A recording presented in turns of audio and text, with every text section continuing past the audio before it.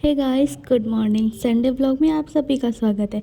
आज स्पेशल है खाने में पास्ता और मैंने बॉईल कर लिया और स्नान करने के बाद मैंने सारे पक्षियों को भी वैसे भी स्नान करा दिया था, ये और नीचे वाले छुटके हमारे। और वैसे मिट्ठू मेरा पे ही स्नान किया था आज। और फिर कान्हा जी ने भी स्नान करके बैठे और हमारे घर में सब लोग स्नान कर लिए। कान्हा जी का श्रृंगार देखो, प्यारे लग रहे हैं ना। और मैंने पास्ता बना के रेडी रखा था। फिर खा पी के बस हम लोग फिर घूमने के लिए निकलने वाले हैं।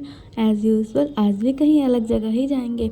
और फिर क्या, मैंने दीदी को वीडियो बनाने बोला पर वो मेरे ऊपर हंस रही, इसलिए मैं उसके ऊपर हंस दी। वैसे फिर हम लोग गए यहाँ। यहाँ बहुत अच्छा था, व्यापार केंद्र टाइप में नाम था, लेकिन यहाँ बहुत कल्चरल चीज़ें थी। और मतलब कैसे कपड़े बनाए जाते थे पहले ज़माने में।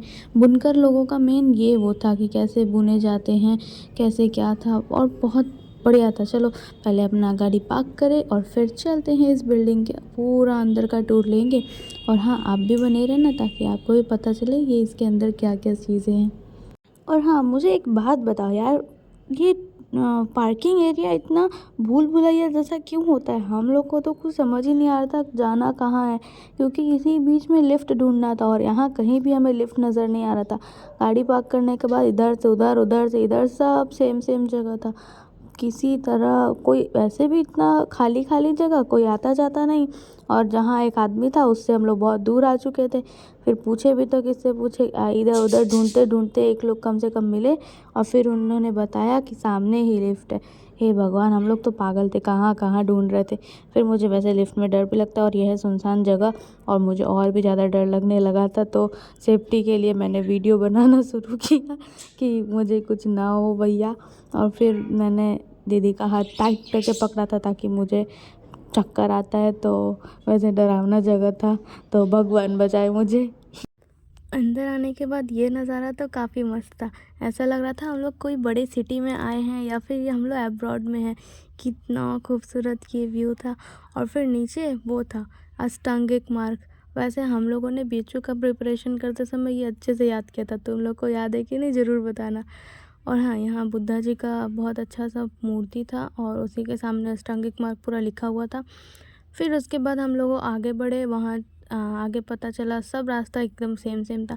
लेकिन यहाँ में एक बहुत अच्छा ही चीज़ हमें दिखा, ये पूरे बिल्डिंग का स्ट्रक्चर एक मतलब मैप के ज़रिए यहाँ बना के रखा गया था। कितना सुंदर था ये, मतलब यहाँ छोटे छोटे लोग भी चल रहे हैं ऐसा तक दिखाया गया था। और ये बिल्डिंग तो वाकई मस्त है ही। और छोटे छोटे कार भी पार्क किए हुए हैं, ऐसा मतलब एकदम डिटेलिंग की बहुत मस्त थी। ये पूरा यही बिल्डिंग का है। और इसके आगे हमें बहुत अच्छा चीज़ देखने मिला, ये तुम लोग अच्छे से देखना। हाँ, ये रोपवे है। रोपवे तो हम लोग का अभी खुलने ही वाला है। वैसे ये देखो, ये विद्यापीठ स्टेशन, फिर यहाँ गुदौरिया स्टेशन था। और कई सारे, मतलब पूरी जितनी भी सिटी है, पूरा जितना भी मोहल्ला है, सब यहाँ वो करके रखा गया था। ये रथ यात्रा स्टेशन, मतलब अपना अगर ढूंढ सकते हो तो ढूंढ लो इसमें। और बाद में विश्वनाथ मंदिर में देख लेना, इसमें बहुत अच्छे से बनाया गया था। अगर तुम देख लिए तो ज़रूर बताना।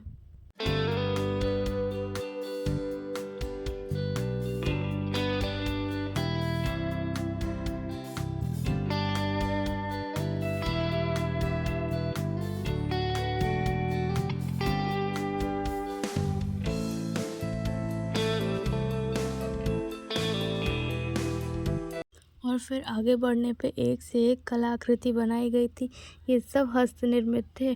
और ये मतलब ये लोग ऐसा बना के रखे हैं कि हमारे यहाँ ये सब साड़ियाँ बनाई जाती थी पहले ज़माने में, कैसे बनाई जाती थी क्या, ये सब एक एक छोटे छोटे डिटेलिंग ये लोगों ने बताया था। लेकिन यहाँ एक चीज़ बहुत अच्छा था, आपको ऑटो गाइड मिलेगा, मतलब उसमें आपको बस हेडफोन दिया जाएगा जिसमें जो आप पिक्चर देख रहे हो उसका बस आपको वो करना है, बटन प्रेस करना है और फिर आप पूरा उसका डिटेलिंग जान सकते हो।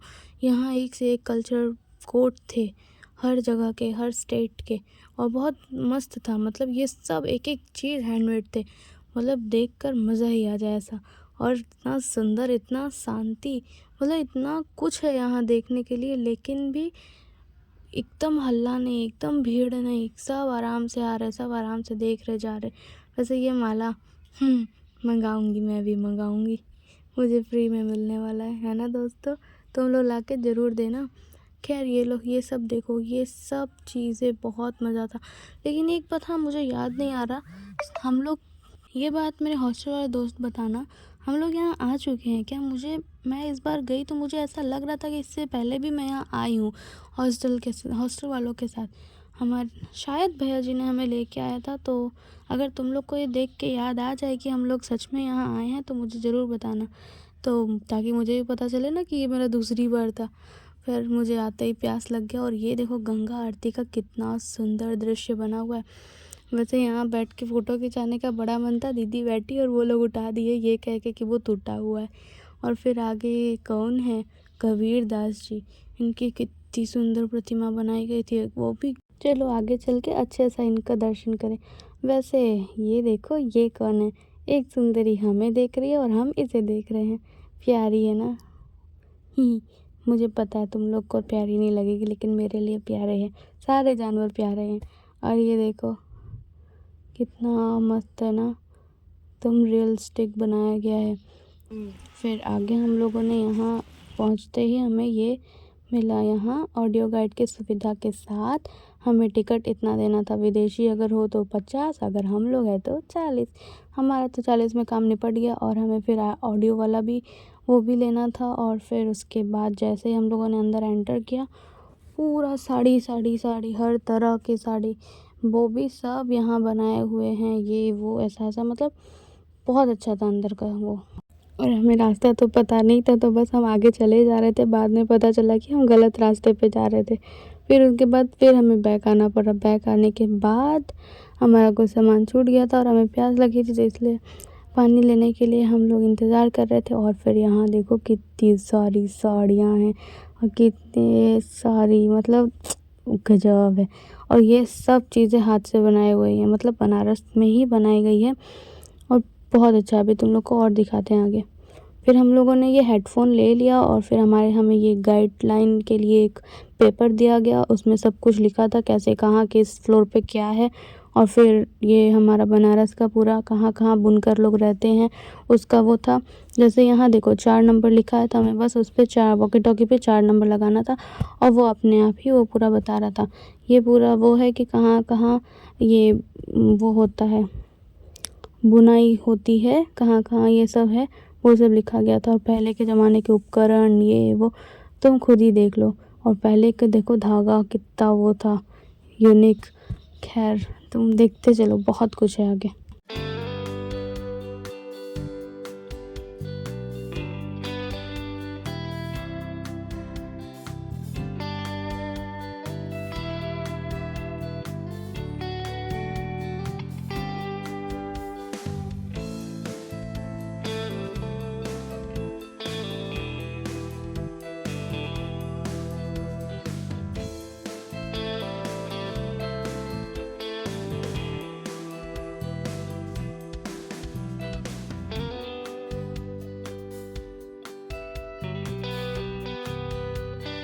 जैसा कि हमें हेडफ़ोन में बताया जा रहा था कि ये इसमें बनाने में कितनी मेहनत लगती थी। पहले के लोग इसको डिज़ाइन पहले बनाते थे, फिर उसके बाद वो करते थे। और कुछ साड़ियाँ ऐसी थी जिन्हें डिज़ाइन कुछ भी बनाने की ज़रूरत नहीं थी। वो लोग बस एक बार वो करते थे और एक बार में बन के तैयार हो जाता था मशीन में। वो डायरेक्ट मशीन में ही डिज़ाइन कर लेते थे। कुछ का डिज़ाइन तो उन्हें पहले से ही बना के रखना पड़ता था। और यहाँ देखो बहुत सुंदर सा गंगा घाट का एक व्यू है और ये वाक़ई बहुत अच्छा था। और फिर मुझे तो पहले से प्यास लगी थी, ये गंगा का वो देख के मुझे और प्यास बढ़ गया। फिर आगे बढ़ते हमने यहाँ काफ़ी यूनिक चीज़ देखा। पहले के ज़माने का कपड़ा वपड़ा देखो, जैसे ये पहले के ज़माने का शरारा पायजामा और ये लॉन्ग कोटी, कुछ भी पता नहीं क्या इसको बोलते हैं। फिर इसके बारे में सुना हम लोगों ने कि राजा लोग के लिए पहले के बुनकर लोगों ने ये बनाया था। ये उनका नाइट ड्रेस टाइप का था। मतलब ऐसा एक एक चीज़ का डिटेलिंग हमें ऑडियो में मिल रहा था, इसलिए हमें कोई भी परेशान होने की ज़रूरत नहीं थी। हम लोग जिस नंबर पे जा रहे थे बस उस नंबर को प्रेस करके उसका डिटेलिंग हम लोग अपने आप सुन रहे थे। ये जो साइड में कालीन रखा है, ये सब राज दरबार के लिए बनाया गया था। जो पहले के राजा लोग जब ऑर्डर देते थे तो उन लोगों को भेंट करने के लिए या उन लोगों के राज दरबार में सजावट के तौर पे इसे वहाँ लगाया जाता था। तो ये एक एक सैंपल यहाँ रखा गया है ताकि हमें भी पता चले कि कैसे क्या, और ये सब पूरा उनके मतलब उनके परिवारों का वो सब स्ट्रक्चर वगैरह दिखाया जाता था, मतलब कितने सदस्य हैं क्या है वो सब भी। और फाइनली मुझे पानी मिल गया बस, और कुछ नहीं चाहिए क्योंकि अभी 3 फ्लोर बाकी है। फिर पानी पीने के बाद सुकून मिला और फिर चलो आगे चले। अगर तुमको इस सब के बारे में पढ़ना है तो वीडियो पॉज करके आप लोग पढ़ सकते हो।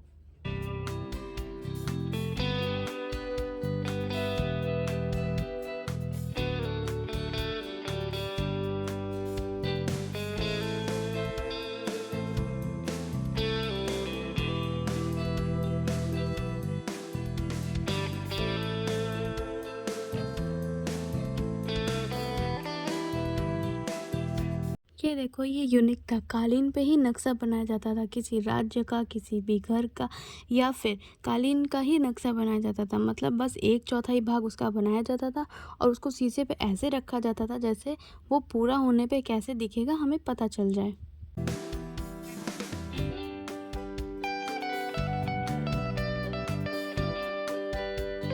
यहाँ हमें बताया गया कि गांठों का महत्व कैसे होता है। मतलब एक बुनकर एक दिन में 1000 से 2000 या 3000 तक गांठें बांधता था, और ये सभी मतलब एक एक तरह के गांठों का डिज़ाइन था। मतलब ये सब कालीन में गांठ बहुत ज़्यादा ज़रूरी थी। और ये सब देखो हथियार, मतलब जिससे जिससे बुना जाता था, ये सब एक एक प्रकरण, मतलब ये सब रंग, मतलब एक एक चीज़ डिटेलिंग देखो तुम बस।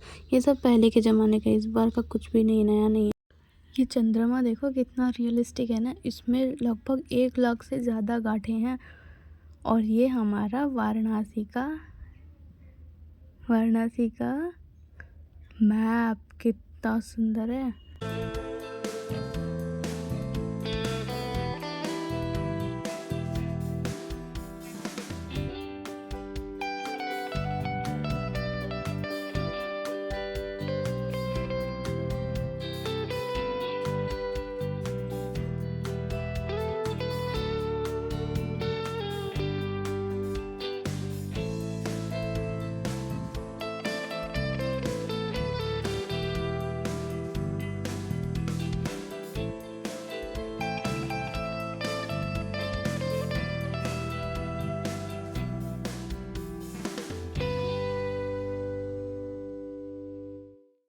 यहाँ पे पूरी राम सभा थी देखो, लेकिन मेरा फेवरेट पता है कौन है? रावण पाजी। हाँ, मुझे रावण बहुत पसंद है क्योंकि वो बहुत ज़्यादा बुद्धिमान था। बस घमंड था, हाँ ठीक है उसको मानता है, लेकिन वो वाकई में बहुत बहुत ज़्यादा बुद्धिमान था। वैसे ये देखो, फिर वहाँ से हम लोग बाहर निकल गए कुछ खाने की तलाश में। यहाँ रेस्टोरेंट तो था पर वहाँ जाने का रास्ता वो भी बड़ा दिक्कत था, कहाँ से जाना है क्या जाना है। फिर किसी तरह ढूंढते ढूंढते हम लोग पहुँचे, लेकिन भूख इतनी लग गई थी ना, 3 फ्लोर हम लोग घूमे। कुछ क्लिप तो वीडियो में डाल ही नहीं पाए होंगे क्योंकि इतना लंबा टूर था इस ये पूरे बिल्डिंग का, उफ बताना मुश्किल है। खैर देखो तुम लोग, बस भूख तो बहुत तेज लगी है, बस आ जाए जल्दी। उफ, ज़्यादा इंतज़ार नहीं करना पड़ा, आ गया। और क्या, तुम लोग का भी खाने का मन कर रहा है? और हाँ, कर भी रहा होगा तो मैं नहीं खिलाने वाली, तुम लोग खिलाओ मुझे। क्यों मैं खिलाऊं? टेस्टी है। वैसे फिर उसके बाद हम छुटकी के घर पहुंचे चॉकलेट जेम्स लेके, लेकिन ये क्या, मैडम तो हमारी सोई पड़ी है। ए छुटकी उठो, उठो, वीडियो बनाना है, जल्दी उठो। बस इतना काफ़ी था। मैडम की नींद खुल गई और फिर क्या, मैडम तो हाय हेलो करने में एक्सपर्ट है ये हैं। और जेम्स इसको इतना पसंद आया, जेम्स के लिए रोने लगी ख़त्म हो गया तो। मतलब एक पैकेट है तो ख़त्म नहीं होना चाहिए इसके हिसाब से। बस फिर क्या, हाय हेलो बाय सब कुछ करना अभी सीख गई है, बस बोलने की देर है। तो बोल बोल के जब पकाएगी ना तब मज़ा आएगा। खुशी देखो इसकी। फिर क्या, फिर कालू हमें मिला। कालू बुरू दोनों से खेलने के बाद फिर हम अपने घर पहुँचे। घर पहुँचते ही देखो क्या हुआ, हमने मिट्टू को उठा के दीदी पे रखा तो थोड़ा सा नाखून उसका लग गया। फिर दीदी पीछे पड़ गई कि नाखून इसका बड़ा हो गया, थोड़ा तो काटना पड़ेगा। हाँ फिर क्या,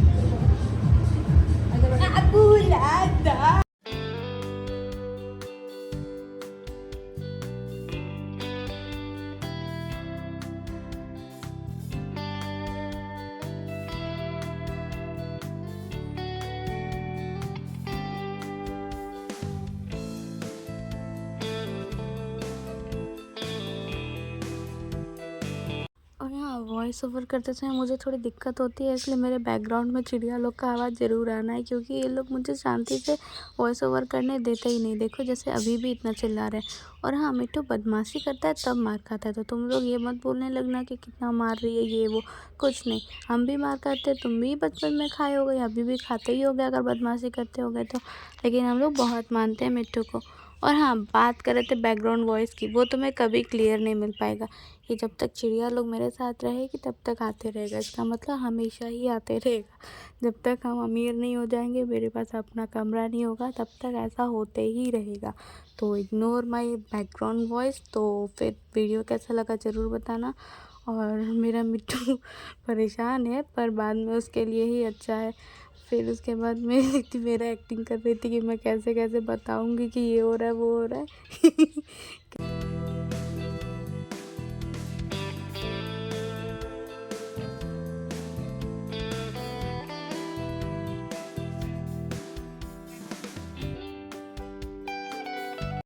आद्या भैया को कहा दिया मैं भैया भैया को कहा भैया को भैया को कहा दिया मिट्टू